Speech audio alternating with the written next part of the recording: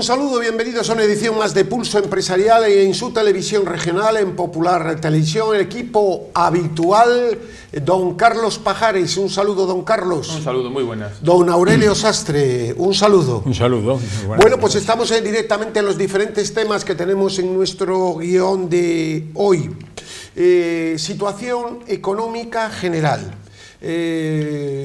Vamos a, sin ser alarmista, de máxima gravedad en las pequeñas y medianas empresas y en los autónomos. En enero, según datos facilitados por el economista José Ramón Riera, han dejado de cotizar más de 800 empresas al día en España.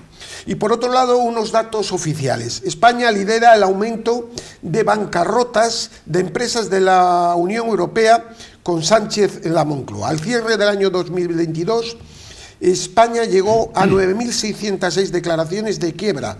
Supone un aumento del 63,7% y triplica la media de los países de la eurozona. Don Carlos Pajares.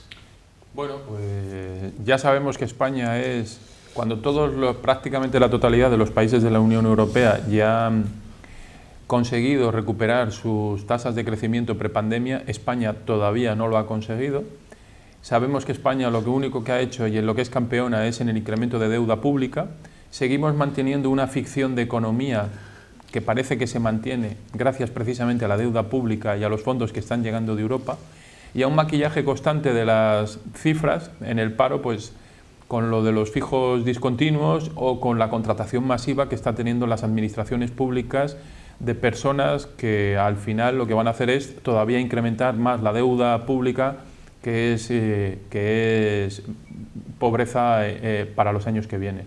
¿Quién sufre todo esto? Pues lo están sufriendo la cantidad de empresas que están empezando a cerrar, sobre todo las pequeñas empresas y los autónomos. Lo estamos viendo, no hay más que pasearse por las ciudades de España y ver cómo están cerrando negocios además en zonas en principio que no solían ser las habituales en las que veíamos escaparates de cerrado, en zonas céntricas y zonas comerciales, y estamos viendo como el fantasma de la crisis del 2008 se nos va acercando cada vez más y posiblemente con más fuerza.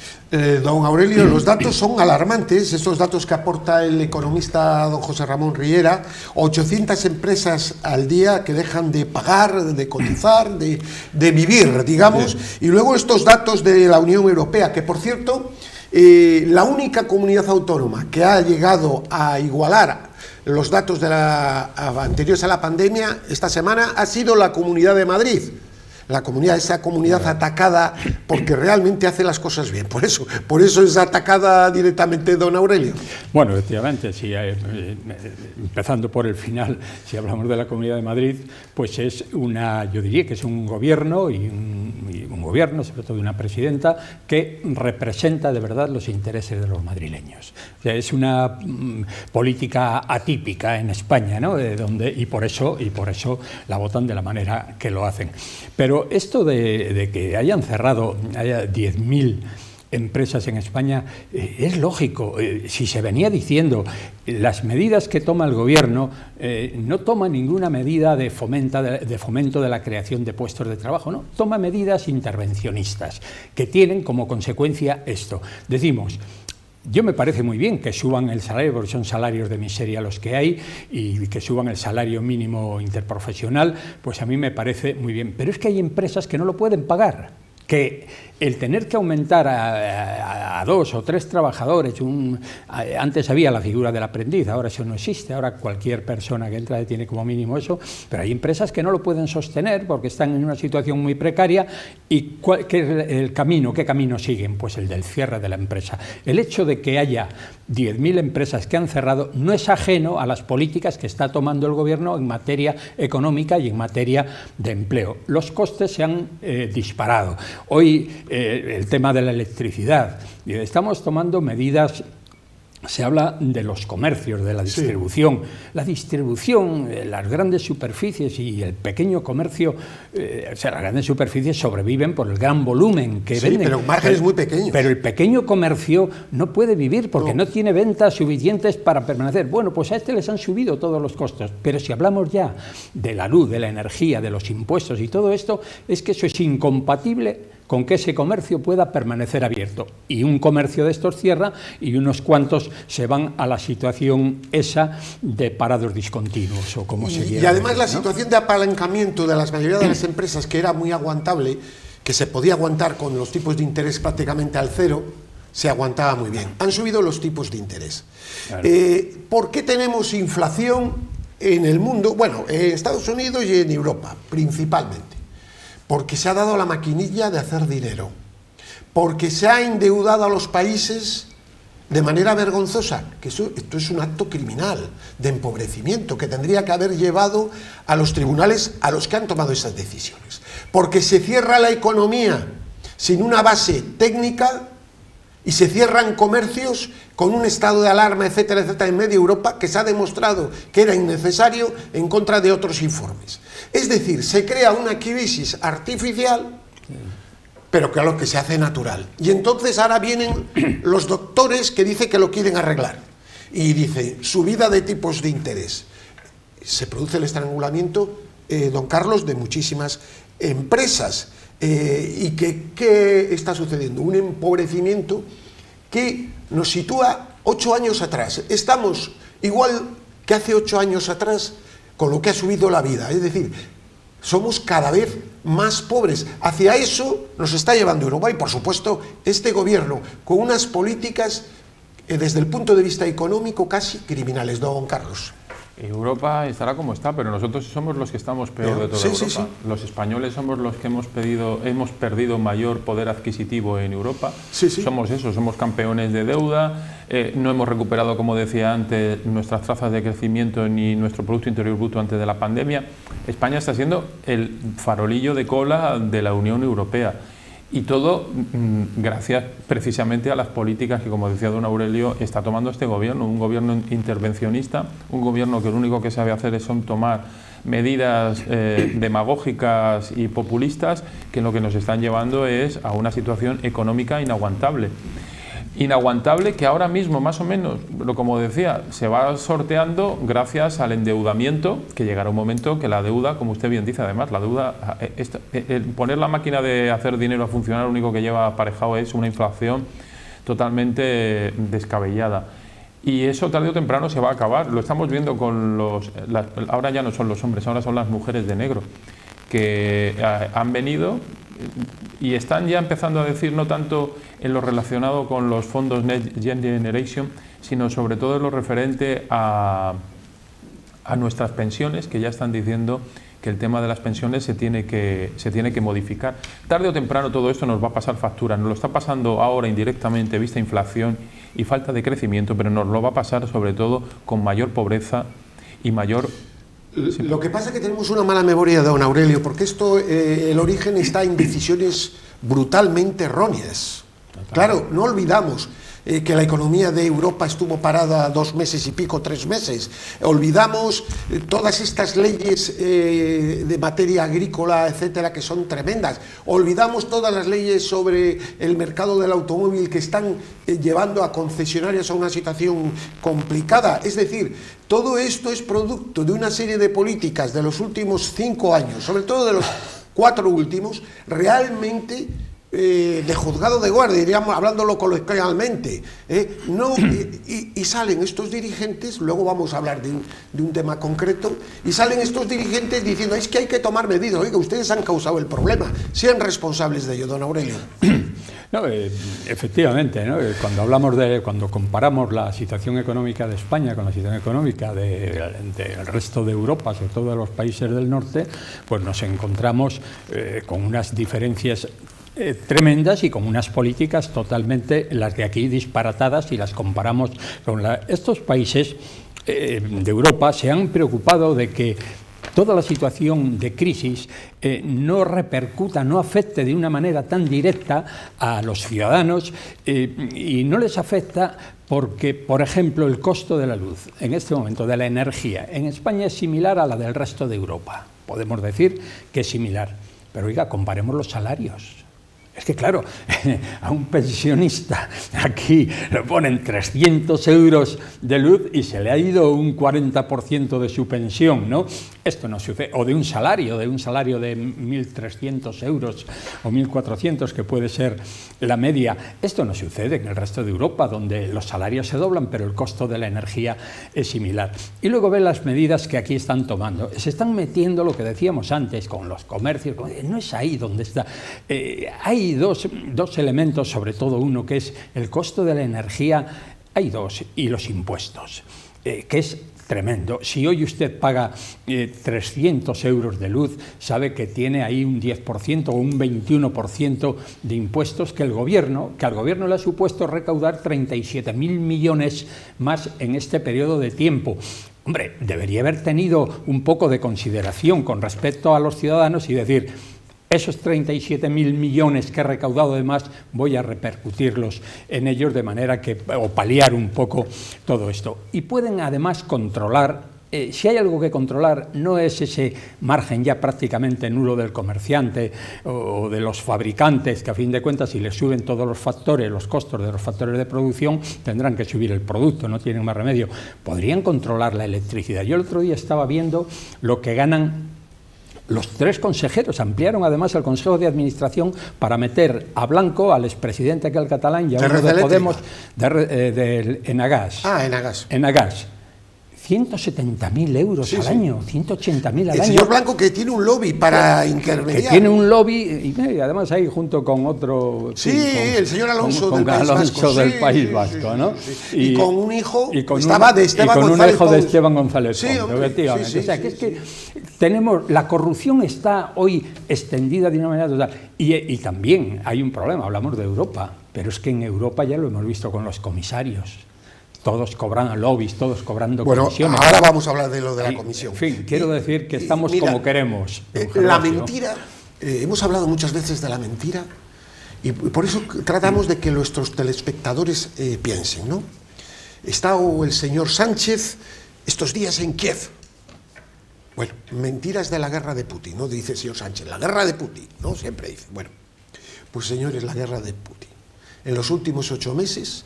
España ha triplicado la compra de gas ruso y se sitúa con Estados Unidos y Argelia, cuando antes de toda esta crisis prácticamente no recibíamos gas de Rusia, lo comprábamos casi todo a Argelia y a otros países. Es decir, en enero del 2022 se compraban 2.178 unidades, como se mide GWH, y hemos pasado a 6.372. Es decir, nos mienten, son cínicos. Oye, voy a mandar 10 tanques, bueno, 10 tanques chatarra que estaban parados 10 años en Zaragoza, imagínense ustedes cómo están. Es que se ríen de los ciudadanos, y entonces dicen, ¿no? Y tenemos buques tanque frente a las costas de Ceuta, eso ha venido en la prensa, no lo estoy inventando yo, haciendo bombeo de petróleo. Se cuenta en los mercados, yo no lo digo, se comenta que Rusia exporta, lo llevan a un tercer país y ahí le compran todos. Es decir, es la mentira, el fariseísmo del mundo. Pero, hombre, que Putin es muy malo, ya lo sabemos, si lo era antes, si era un criminal antes, era un espía, etcétera. ¿Pero qué han hecho ustedes con él? ¿Pero ustedes ahora son mejores? ¿Están dando ejemplo de algo? Absolutamente nada. Entonces, don Carlos, conclusión, es que nos tienen llenos de mentiras. No, es que la guerra, cuando el señor Sánchez habla de la guerra de Putin así, comentando el culo, diría, oiga, pero ¿cómo que la guerra? Si usted está pagándole más que nunca. Que por cierto, ayer antes de ayer lo daba el señor Núñez Feijóo como gran noticia, y aquí hace un mes y medio que ya lo habíamos anunciado, que se estaba comprando más gas que nunca. Pero bueno, más vale tarde que nunca, don Carlos. Pues eso, vivimos en noticias fake continuamente. Cada día es más difícil diferenciar la verdad de la mentira, la manipulación de la realidad.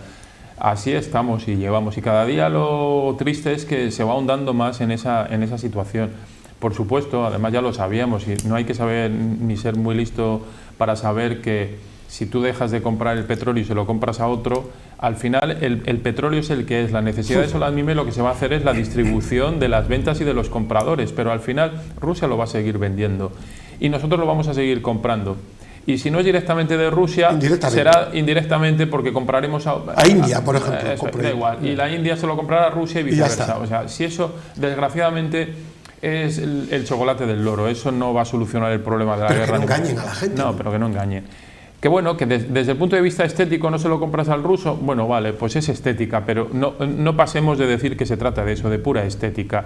Desde el punto de vista económico, desde el punto de vista de la realidad, al señor Putin estás vendiendo igual que siempre el petróleo y está vendiendo igual que siempre el gas, prácticamente lo mismo.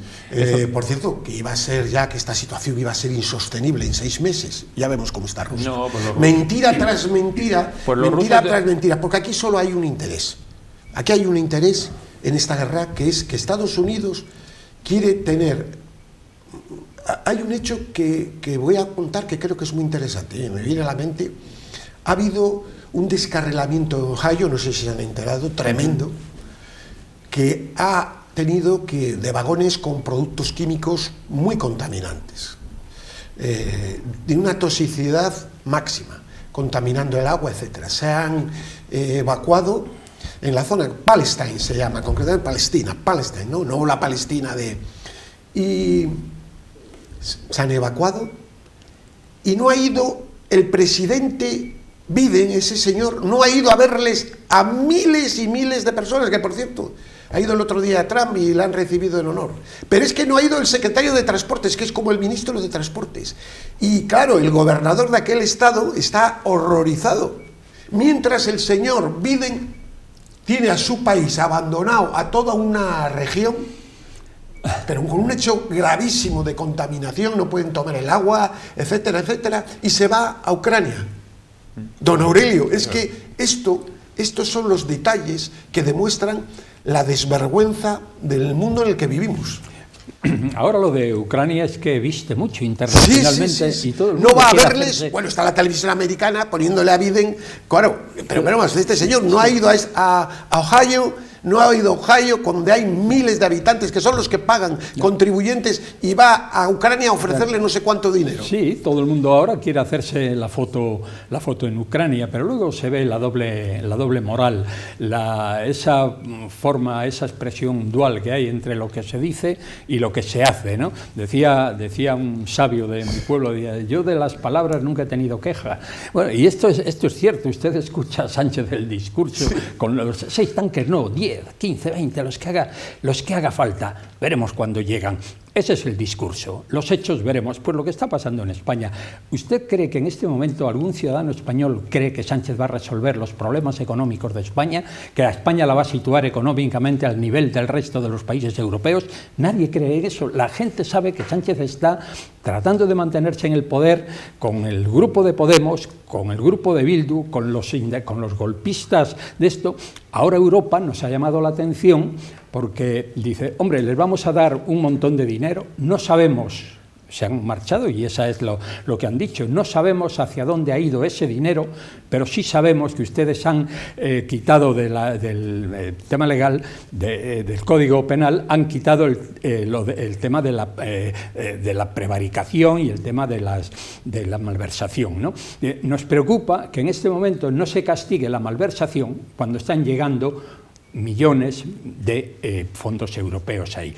O sea, quiero decir que nadie piensa ya, nadie espera de Sánchez ni del gobierno actual que nos resuelvan los problemas económicos porque están en otra cosa. Y en la propia comisión, mire, la comisión de control presupuestario abandona España reclamando más transparencia y sin saber cuántos eran los fondos que han llegado a los beneficiarios.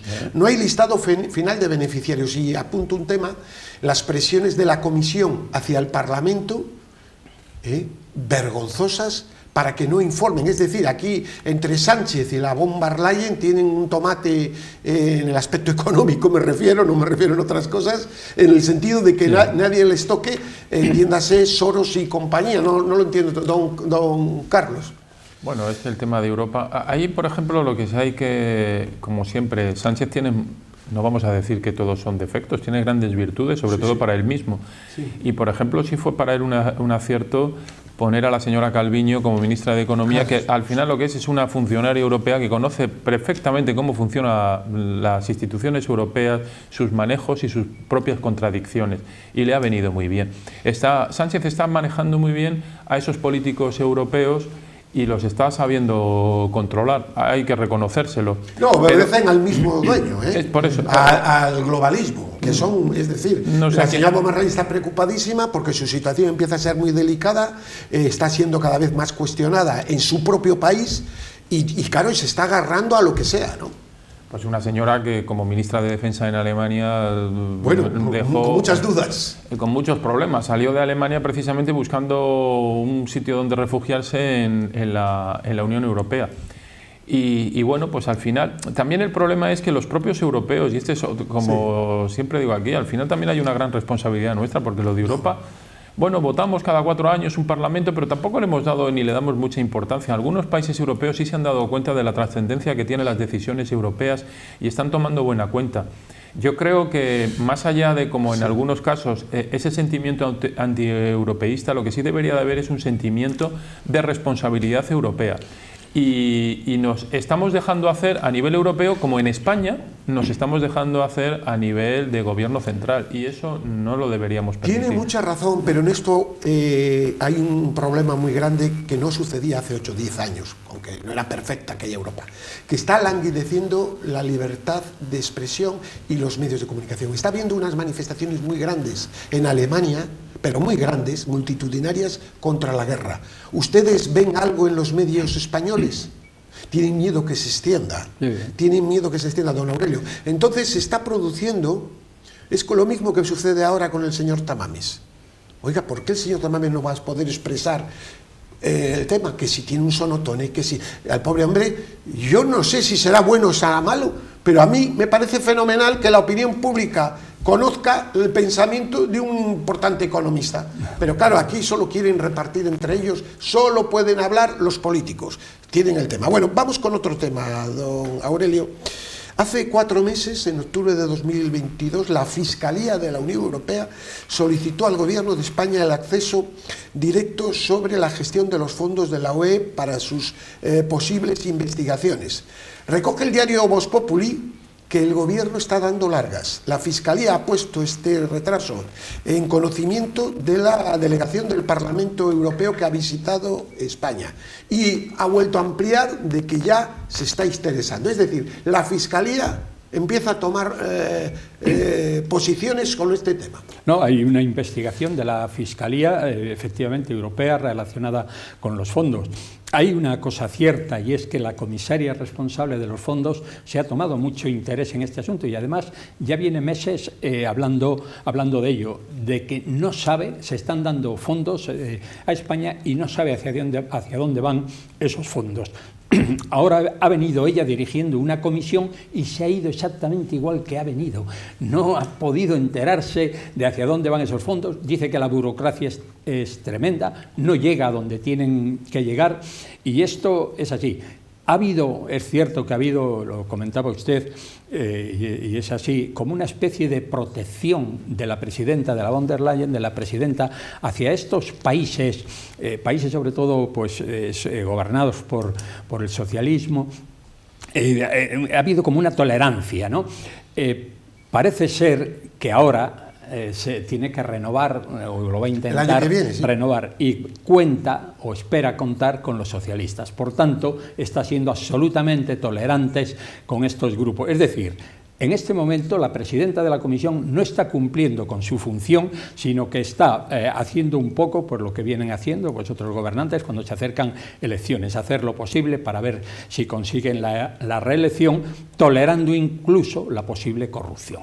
Don Carlos, que pedía la palabra al respecto. No, lo que quería decir que al final también en Europa lo que está pasando es un poco lo de España. Al final, políticos de cierta mediocridad que su único objetivo en esta vida no es alcanzar el poder para mejorar las cosas, sino alcanzar el poder para ellos es alcanzar un puesto de trabajo y buscar la estabilidad sea como sea.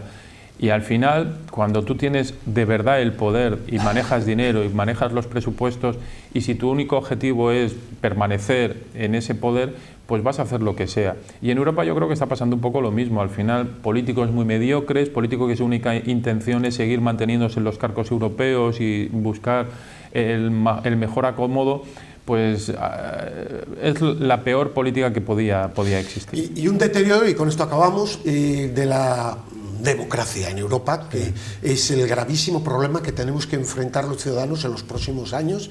Les voy a dar un dato. La Comisión de Vacunas del Parlamento Europeo cita al presidente de Pfizer. Bueno, ese con que es norteamericano, no va. Le vuelven a citar, no va. Pero es que citan a la presidenta, a la señora von der Leyen, que lógicamente se debe someter, y tampoco va y no da explicaciones para decir cómo hizo los contratos. Es decir, estamos entrando en una situación de predemocracia, de democracia controlada, y que cuando lleguen las elecciones al Parlamento Europeo el año que viene habrá que tomar mucha nota, y intentaremos, si Dios quiere, avisar a las personas de todas las trascendencias de todo este tinglao, porque el deterioro democrático es muy grande. No nos queda tiempo para más, don Aurelio. Bueno, nada, que efectivamente, no, que en el tema de las vacunas ha habido connivencia entre estas organizaciones como Europa y demás y la Organización Mundial de la Salud, y ha supuesto una verdadera ruina para los países. Tanto es así que además están promoviendo la vacunación cuando verdaderamente hay que... ahora ya es cuando las están tirando, pero es que con todo lo que hay, una investigación, si no se sabe, no sabemos realmente la verdad. Lo que da pistas es que no quieren que se investigue. ¿Quién es la presidenta de una comisión para por teléfono encargar vacunas? No es absolutamente nadie. Y dice, no tengo los documentos. Luego los documentos están tachados. Haga usted una instancia con documentos tachados, a ver qué le pasa. En fin, es todo un escándalo en la Unión Europea. Pero claro, las terminales mediáticas lo ocultan. Don Carlos, hasta la próxima semana, si Dios quiere. Don Aurelio, a ustedes que tengan una feliz semana. Paz y bien.